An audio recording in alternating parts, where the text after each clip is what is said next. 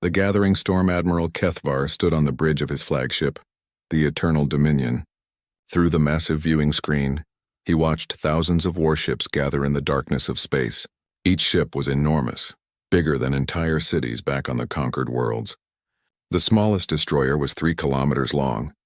The largest dreadnought stretched for 20 kilometers and carried enough firepower to crack planets. This was the greatest fleet the Zephyrian Empire had ever assembled. 10,000 ships from a dozen different conquered species. The Altarians contributed their plasma cannons. The Vegan Confederacy provided their shield generators. The Centauri Republic added their quantum torpedoes, all under Zephyrian command, all serving the Empire.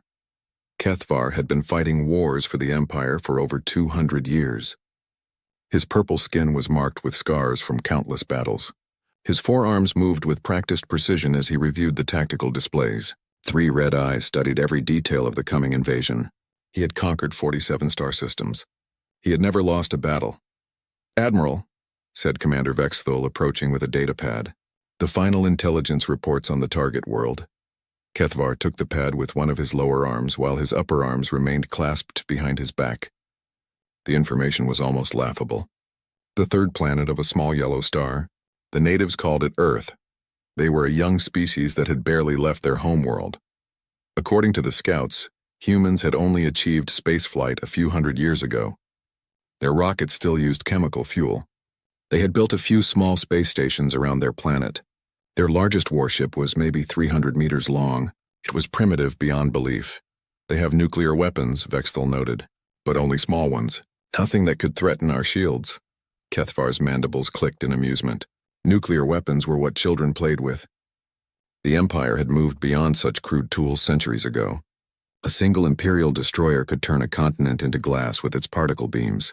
"How many ships do they have?" Kethvar asked. "Maybe 500 total. Most are cargo vessels or small patrol craft. Perhaps 50 could be considered military vessels, but they are armed with primitive chemical explosives and basic energy weapons." Kethvar set down the datapad. This was not even worth calling a conquest. It was more like collecting fruit from a tree. The humans would see the Imperial fleet and surrender immediately. Any species with intelligence would realize the hopelessness of their situation. "Signal the fleet," Kethvar ordered. "We advance to the target system in 6 hours. All ships are to prepare for standard occupation protocols." The bridge crew worked efficiently to relay his orders. Across the massive fleet, 10,000 ships began their final preparations. Weapon systems were charged. Landing craft were loaded with occupation forces. Planetary bombardment coordinates were calculated. Kethvar walked to the tactical display table at the center of the bridge. The holographic image showed the Sol system in perfect detail. The star was unremarkable. 8 planets, several moons, an asteroid belt. The 3rd planet was covered mostly in water with large land masses. About 8 billion humans lived on its surface. "The planet has good agricultural potential," Vexthul observed. "The natives can be relocated to the polar regions. The fertile zones will make excellent farming colonies for the Empire." This was standard procedure. Useful species were kept alive as workers. Their military was destroyed, their governments eliminated, their leaders executed. The survivors learned to serve the Empire or they died. It was simple and efficient. "What about their technology?" Kethvar asked. "Anything worth studying?" "Nothing significant. Their computers are primitive. Their materials science is basic. They do have some interesting biological research, but nothing the Empire doesn't already possess." Kethvar nodded. Some species had technologies worth taking before their conquest. The Vegan Confederacy had developed excellent shield generators. The Altarians had perfected plasma weapons, but humans seemed to have nothing to offer except their bodies for labor. "Sir," called the communications officer, "we're receiving a message from High Command." The main screen shifted to show Supreme Admiral Jektar, commander of all Imperial forces. His ancient face was scarred from 1,000 battles. His cybernetic eye glowed red as he spoke. "Admiral Kethvar, the Emperor himself is watching this conquest. Make it swift and total. Show the galaxy that no world is beyond the reach of the Empire." "It will be done, Supreme Admiral. The humans will surrender within hours of our arrival." "Good. Do not underestimate any species, but this appears to be a simple matter. End this quickly and return to the core worlds. We have reports of rebellion in the outer rim that require attention." The transmission ended. Kethavar felt the weight of Imperial expectations. This conquest needed to be perfect, fast, clean, with minimal losses. It would demonstrate Imperial power to any species thinking of resistance. All ships report ready for hyperspace jump, announced the navigation officer. Excellent. Kethavar returned to his command chair. Signal the fleet. We depart in 1 hour. He used the time to review the invasion plans one final time. The fleet would emerge at the edge of the Sol system. They would advance slowly, giving the humans time to detect them and understand their hopeless situation. A surrender demand would be broadcast. When the humans inevitably refused, a demonstration of Imperial power would follow. Perhaps they would destroy one of the human space stations, maybe vaporize their moon, something to show the consequences of resistance. After the humans surrendered, occupation forces would land at major population centers. Human governments would be dissolved. Their military would be disarmed and executed. The population would be evaluated for usefulness. Workers would be relocated to designated zones. The elderly and sick would be eliminated as inefficient. Within 1 year, Earth would be a productive imperial world. Within 10 years, the humans would be grateful subjects of the Empire. Their children would grow up knowing no other way of life. It was the same pattern that had been repeated on dozens of worlds. Sir, all ships are ready. Begin hyperspace jump. Destination, Sol system. The bridge lights dimmed as the massive engines engaged.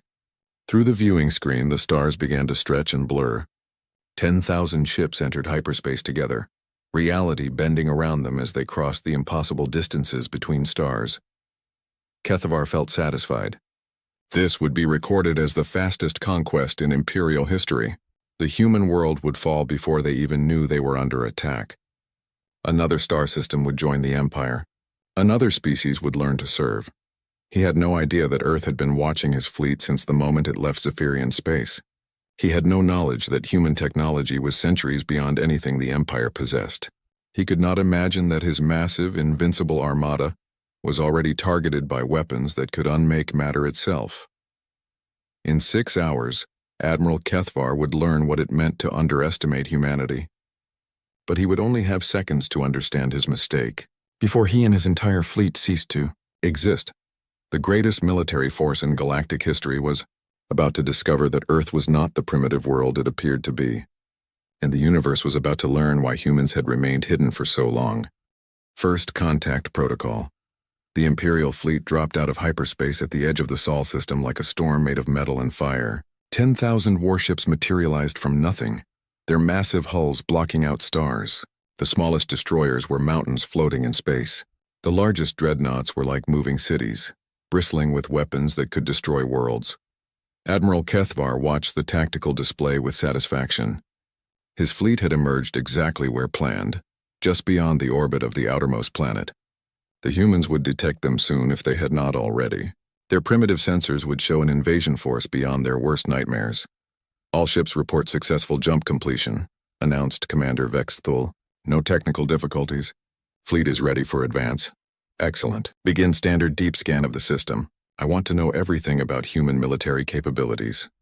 The sensor operators worked at their stations. Banks of equipment designed to penetrate any stealth technology swept across the Sol system. Within minutes, detailed information flowed across the bridge displays. Sir, scanning complete. We detect 5 space stations around the third planet. All are small, probably civilian. We count 437 space vehicles total. Most appear to be cargo vessels or small shuttles. Perhaps 60 could be military vessels. Kethavar studied the scans. The human space infrastructure was even more primitive than intelligence reports suggested. Their largest space station was maybe 2 kilometers across. Their biggest warship was barely 300 meters long. The entire human space force could fit inside one of his dreadnoughts. Any sign of hidden military installations? Asteroid bases? Ships hiding behind planets? Negative, sir. Their stealth technology appears non-existent. What we see is what they have. Perfect. This would be even easier than expected. Kethavar had conquered species with 10 times the space capability of these humans. Some had put up fights lasting months. The humans would probably surrender the moment they saw his fleet. Open a channel to the human homeworld. Broadcast on all frequencies they use. The communications officer worked for several minutes to establish contact. Human communication technology was simple but functional. They used basic radio waves and primitive data transmission. like children playing with toys. Channel open, sir. Kethvar stood and activated the recording system. This message would be broadcast to every human communication device on their planet and in space. Billions would hear the words that ended their independence forever. Attention, primitive inhabitants of the third planet. I am Admiral Kethvar of the Zephyrian Imperial Fleet. Your world is now claimed by the Empire. You will surrender immediately and unconditionally. Resistance is impossible. You have one rotation of your planet to comply. Failure to surrender will result in the total destruction of your civilization. The message was broadcast in dozens of human languages. Imperial translation systems had decoded their communications within hours of arriving in the system. It was a simple matter to ensure every human understood their situation. Now came the waiting. Most species responded quickly to surrender demands. They performed quick calculations of Imperial strength versus their own capabilities, and made the logical choice. Some tried to negotiate, which was pointless. A few attempted desperate last-minute military preparations, which was amusing. Sir, we're receiving a response from the planet's surface. That was faster than expected. Perhaps humans were more intelligent than their technology suggested. Fear could motivate quick decisions. Put it on the main screen. The display showed a middle-aged human male wearing simple clothing. He sat at a basic table in what appeared to be a government building. Behind him hung a flag with symbols Kethvar did not recognize. The human spoke in one of their primary languages with translation appearing as text. Greetings to the visiting vessels. I am Secretary General Chen of the United Nations of Earth. We received your message but would like to clarify your intentions. Are you seeking diplomatic contact with our world? We are prepared to discuss peaceful relations and cultural exchange. Perhaps we could arrange a meeting between our representatives to establish better understanding. Kethvar blinked all three eyes in surprise. The human was responding as if this was a normal diplomatic contact. Did they not understand what they were facing? Could they not count the ships in his fleet? Sir, said Vexthul quietly, perhaps their sensors are too primitive to detect our full strength. That made sense. Human technology was crude enough that they might only detect a fraction of the Imperial fleet. They probably thought this was a small exploration force rather than the largest military armada in galactic history. Open channel again, Kethvar ordered. I will make our situation clearer. The communication system activated. This time Kethvar would ensure the humans understood exactly what they faced. Human Secretary General Chen. This is not a diplomatic mission. This is a military conquest. My fleet contains 10,000 warships. Each ship can destroy your largest cities. Your entire military could not damage even one of our vessels. You have no choice but surrender. Comply immediately or watch your world burn. The transmission ended. Surely now the humans would understand. When primitive species faced overwhelming force, survival instinct took control. They would surrender within hours. Sir, should we begin advancing toward the planet? Not yet. Give them time to comprehend their situation. Fear makes compliance more complete. Hours passed. The Imperial fleet waited at the system's edge while the humans presumably debated their response. Kethvar used the time to review occupation procedures. Landing sites were selected for maximum strategic value. Population centers were mapped for efficient control. Finally, another transmission arrived from the planet's surface. This time it came from a different location. The translation systems identified the source as a place called Geneva. Admiral Kethvar, this is Director Sarah Martinez of the United Nations Security Council. We appreciate your clarification regarding the nature of your visit. However, we maintain our position that diplomatic dialogue remains the best path forward. We invite you to send a representative to Earth for face-to-face discussions. We believe many misunderstandings can be resolved through direct communication. Kethvar's mandibles clicked in frustration. These humans were either incredibly brave or incredibly stupid. They seemed incapable of understanding their helpless position. Sir, suggested Vexthul, perhaps a demonstration would clarify matters. We could destroy one of their space stations. Show them what our weapons can do. Yes. Select the largest human space station. Prepare for surgical strike. Make it clean and visible from their planet surface. Target selected, sir. The station they call Alpha 7.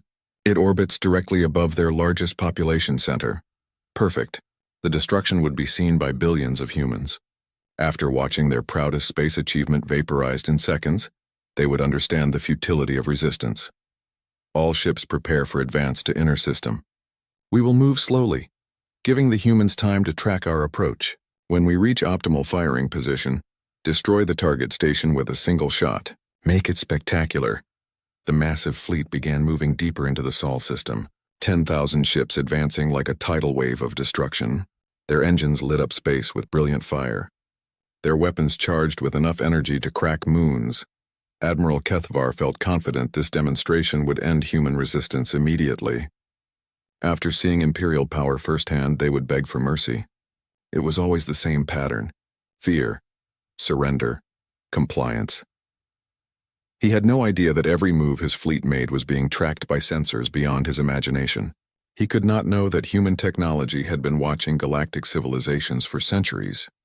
He would never realize that Earth's apparent primitiveness was the most sophisticated deception in cosmic history. The Imperial fleet advanced toward Earth, confident in their overwhelming superiority. Behind them, space itself began to change as ancient human systems awakened from their patient slumber. The moment of truth, the Imperial fleet moved through the Sol system like a slow avalanche of death. 10,000 warships advanced in perfect formation, their massive hulls gleaming under the light of the human sun. Admiral Kethvar watched the tactical displays with growing satisfaction as his armada approached the inner planets. "Distance to target planet?" he asked. 2 million kilometers and closing, sir. We should reach optimal firing position in 30 minutes. Perfect timing. The humans would have hours to watch the fleet approach. Their primitive telescopes and basic radar would show them exactly what was coming. Fear would build with every passing moment.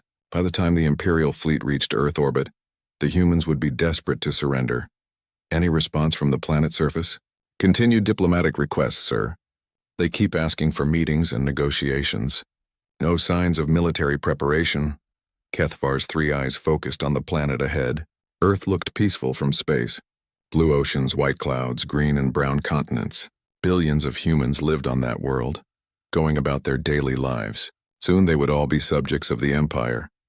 Sir, we're detecting increased communication traffic from the planet. They appear to be broadcasting emergency messages to their population. Excellent. Panic will make them more cooperative. The communications officer looked puzzled. Actually, sir, the messages don't seem panicked. They're telling people to continue normal activities. Some kind of public announcement that the situation is being handled through proper channels. Strange. Most species began mass evacuations when faced with Imperial fleets. They moved populations away from major cities, hid their children, prepared for the worst. These humans seemed almost calm. Perhaps they don't understand the size of our fleet, suggested Commander Vexthal. Their sensors might be too primitive to count our ships accurately. No matter. They will understand soon enough. The fleet continued its advance. At this distance, even human eyes could see the approaching warships as bright points of light moving against the starfield. 10,000 suns announcing the end of human independence.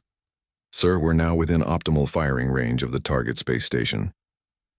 Kethvar looked at the tactical display. The human space station, designated Alpha 7, hung in orbit above their largest city. It was a simple construction, clearly built for scientific research rather than military defense. Destroying it would demonstrate Imperial power without significant loss of useful infrastructure. All ships halt advance. Prepare for demonstration strike. I want every human on that planet to see what happens next. The massive fleet slowed to a stop. 10,000 ships positioned themselves in Earth orbit like metal gods looking down on mortals. Their weapons charged with energies that could split atoms and melt mountains. Target locked. Main battery charged and ready. Fire. A single beam of coherent energy lanced out from the flagship's primary weapon. It was beautiful in its precision. A line of pure destruction connecting the Imperial dreadnought to the human space station. The beam lasted only seconds, but the space station didn't explode. It didn't vaporize. It didn't even seem to notice. "Sir," called the weapons officer, voice confused. "Direct hit confirmed, but the target is undamaged." "What?" Kethvar spun toward the tactical display.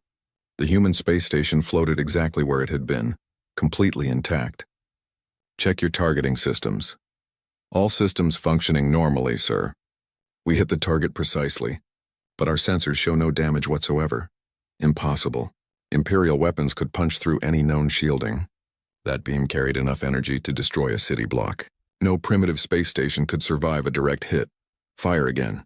Full power this time. The flagship's main battery discharged again. This time, other ships in the fleet added their fire. Dozens of energy beams converged on the human space station. The combined firepower could have melted an asteroid. The station remained perfectly intact. "Sir," the sensor operator's voice was strained. "I'm detecting some kind of interference. Our sensors are having difficulty maintaining locks on targets." Before Kethvar could respond, something impossible happened. The planet below began to change. Large sections of the continents were moving.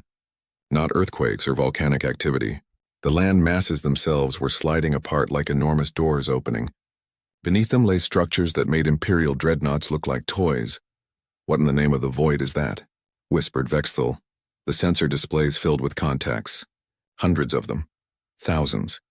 Weapons installations the size of cities rose from hidden positions across the planet's surface. Gun emplacements that dwarfed entire Imperial fleets emerged from concealment beneath oceans.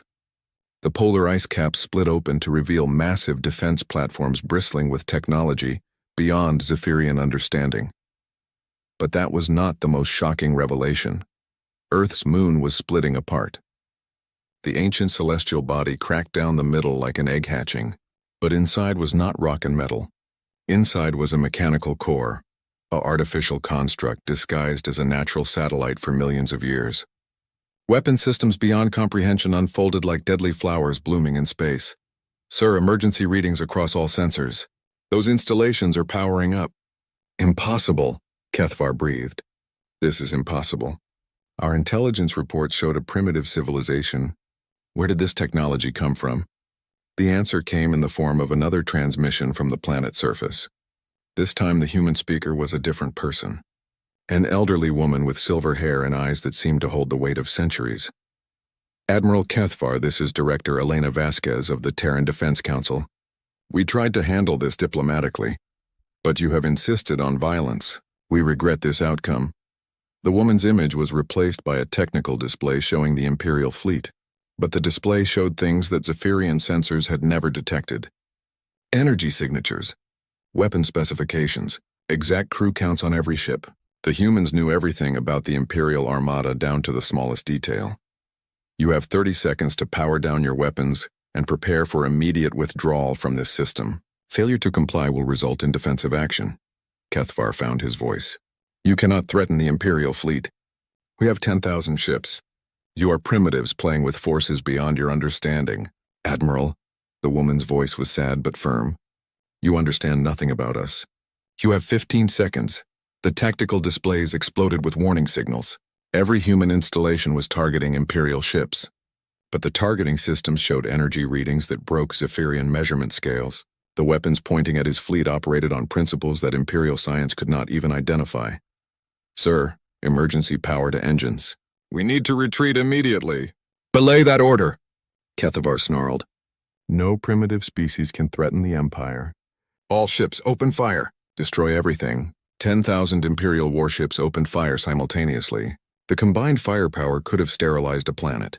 Energy beams, plasma bolts, quantum torpedoes, and particle cannons filled space with devastating light. None of it reached the targets. Some kind of barrier surrounded Earth and its installations. Imperial weapons struck the barrier and simply stopped existing. Not reflected or absorbed. The energy just vanished as if it had never been fired at all. "Time's up," said the human woman. The planet's surface lit up like a star. Every weapon installation fired at once. But these were not energy beams or projectile weapons. They were something else entirely. Something that reached out and touched the fabric of reality itself. Admiral Kethvar had exactly 3.7 seconds to understand what was happening to his fleet. The Imperial ships were not being destroyed. They were being unmade. The weapons didn't blast through armor or overwhelm shields. They simply convinced matter to stop existing. The great dreadnought Eternal Dominion began to fade like morning mist. Kethvar watched his own hands become transparent as the human weapons worked their impossible technology. Around him, his bridge crew was dissolving into nothing. His last thought, transmitted across quantum channels to the Imperial core worlds, was a single word: impossible. But the humans were not finished. Their weapons reached out beyond the dying fleet, following hyperspace signatures and quantum entanglement trails across the galaxy itself. Every ship that had ever been part of this invasion force. Every Imperial base that had supported the operation. Every world that had contributed to the Armada. The cleansing was total and instantaneous across hundreds of light years. The cleansing in the span of 3.7 seconds. The greatest military force in galactic history simply ceased to exist. The Imperial fleet did not explode in brilliant fireballs. The massive dreadnoughts did not break apart under overwhelming firepower.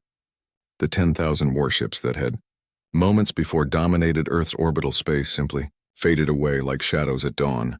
Admiral Kethvar's final transmission reached the Zephyrian, core worlds as a quantum echo bouncing across hyperspace. His last word, impossible, arrived at Imperial Command just as his atoms were being gently convinced to forget how to hold together. Supreme Admiral Jektar was reviewing casualty reports from the Outer Rim, rebellions when the message arrived. His cybernetic eye flashed as he processed the brief transmission. Then the quantum communication array detected something else. The familiar signatures of Kethvar's entire fleet were vanishing from the galactic navigation network. Communications, Jektar barked. Establish contact with Admiral Kethvar immediately. The communications officer worked frantically at his console. Sir, I can't find any Imperial ships in the Sol system. All fleet transponders show offline. Impossible. Run a full sensor sweep. Check for interference or equipment malfunction. Minutes passed as the most sophisticated detection equipment in the Empire searched for signs of the missing Armada. The results made no sense. 10,000 ships and their crews had simply vanished from existence. Sir, the sensor operator's voice shook. I'm detecting quantum disturbances spreading outward from the Sol system.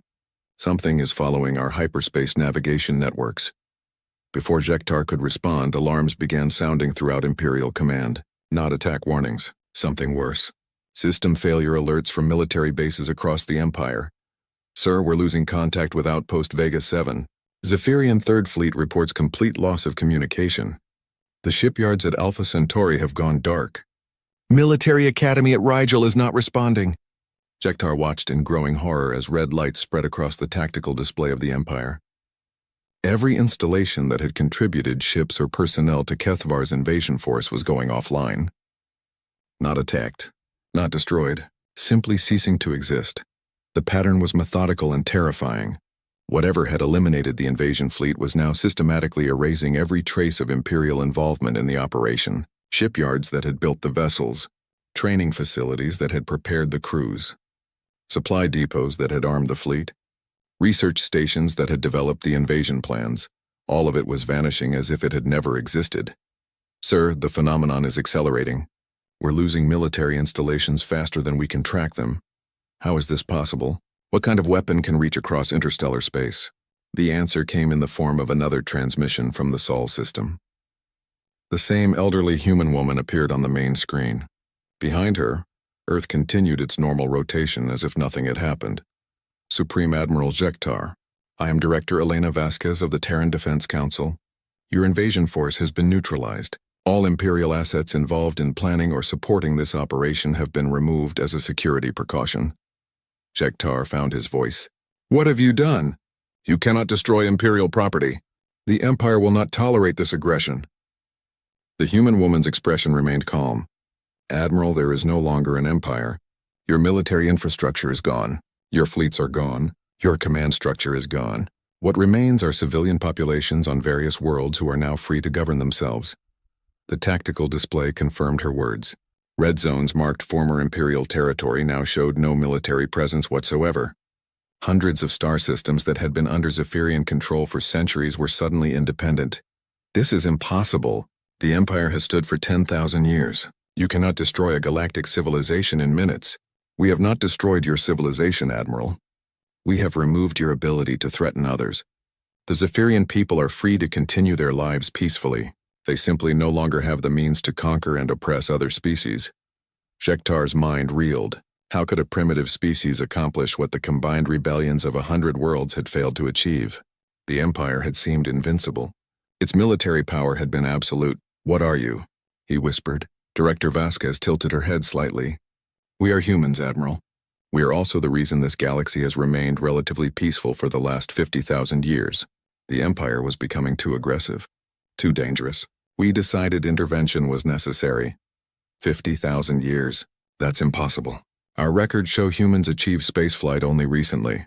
Your records show what we wanted them to show.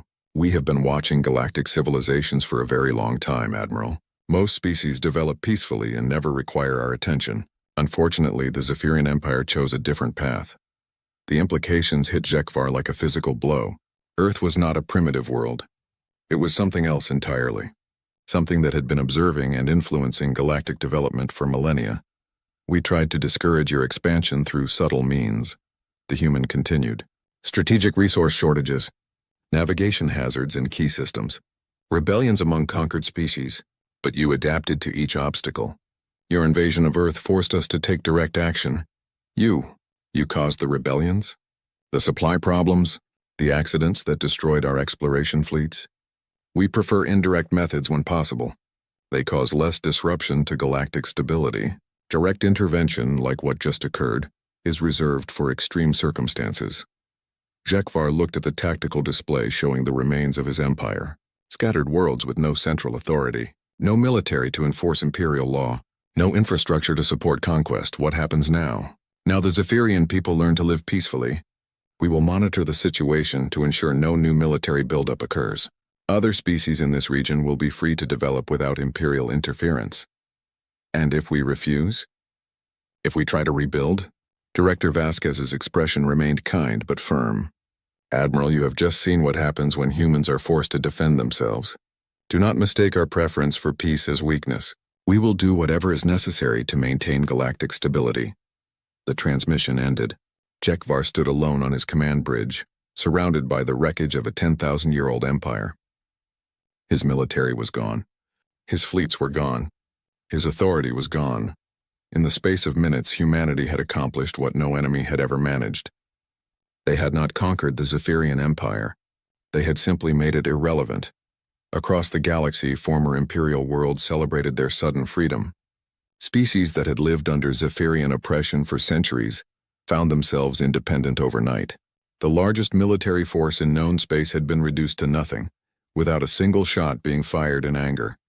And on Earth, children played in parks while their parents went to work, unaware that their world had just rewritten the balance of power in the galaxy. The planet continued its peaceful rotation, its cities gleaming in the sunlight, its people living ordinary lives, but deep beneath mountains and ocean floors, human scientists made small adjustments to weapon systems and returned to their monitoring stations. After all, the galaxy contained 847 other spacefaring civilizations, and some of them were beginning to ask uncomfortable questions about what had happened to the Zephyrian Empire. The new reality, 6 months after the Zephyrian Empire ceased to exist, the galaxy had settled into a new pattern of peace and confusion. The Altarian Republic held an emergency session of their parliament to discuss the sudden silence from their former imperial overlords. Ambassador Kretal stood before the assembly, her blue skin pale with worry as she delivered her report. Fellow representatives, our deep space monitoring stations confirm what we feared. The entire Zephyrian military infrastructure has vanished. No ships, no bases, no communication from their core worlds. Murmurs of disbelief filled the chamber. The Altarians had been conquered by the Empire 300 years ago. They had learned to live under Zephyrian rule, paying tribute and providing soldiers for imperial fleets. The idea that their oppressors could simply disappear was impossible to accept. What about the invasion fleet that was sent to Sol 3? Asked Representative Velnax. 10,000 ships cannot simply vanish. According to our long-range sensors, the fleet reached the human homeworld and then stopped transmitting. No wreckage, no survivors, no explanation. Perhaps the humans have some kind of weapon technology, something that could destroy an imperial fleet. Kretal shook her head. Our intelligence on the humans suggested they were primitive. Basic chemical rockets, simple space stations. Their largest warship was smaller than our civilian cargo vessels. Then how do we explain the destruction of an empire that had conquered half the galaxy? No one had an answer. The Altarians, like dozens of other former imperial subjects, found themselves free but bewildered. Their oppressors had not been defeated in battle. They had not surrendered. They had simply stopped existing. On the former imperial core world of Zephyria Prime, the surviving civilian population struggled to understand their new reality. Former Imperial engineer Hexmore worked in the ruins of what had been the greatest shipyard in the galaxy. Every military vessel had vanished overnight.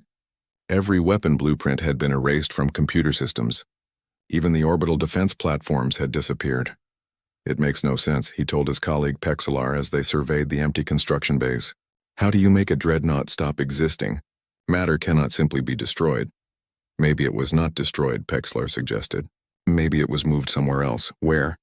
There is no technology in the galaxy capable of moving objects that large across interstellar distances. They worked in silence, trying to salvage civilian equipment from the abandoned facility. Around them, the Zephyrian people were learning to live without their military might. For 10,000 years they had ruled through strength. Now they had to discover what it meant to be ordinary. The psychological impact was devastating. Entire generations of Zephyrians had grown up believing their species was superior to all others. They had seen themselves as natural rulers destined to bring order to the galaxy. The sudden removal of their military capability left them questioning everything they had believed about themselves. Meanwhile, in a secure facility beneath the mountains of Switzerland, Director Elena Vasquez reviewed reports from monitoring stations across the galaxy. The aftermath of the Zephyrian intervention was proceeding as expected. Former Imperial territories were establishing new governments. Trade routes were being reorganized. The threat of galactic war had been eliminated. Status report, she requested from her aide, Dr. James Chen. 846 active civilizations remain under observation. Threat assessment shows green across all monitored species. No signs of military buildup or aggressive expansion plans. Any investigation into the Zephyrian disappearance? Several species have sent exploration vessels to former Imperial space. They find empty installations and confused civilian populations. No one has detected our involvement. Vasquez nodded. Keeping Earth's true nature secret was essential to maintaining galactic stability. If other species knew that humans possessed technology capable of erasing entire civilizations, it would cause panic and potentially trigger an arms race. What about the Zephyrian survivors? Adapting slowly.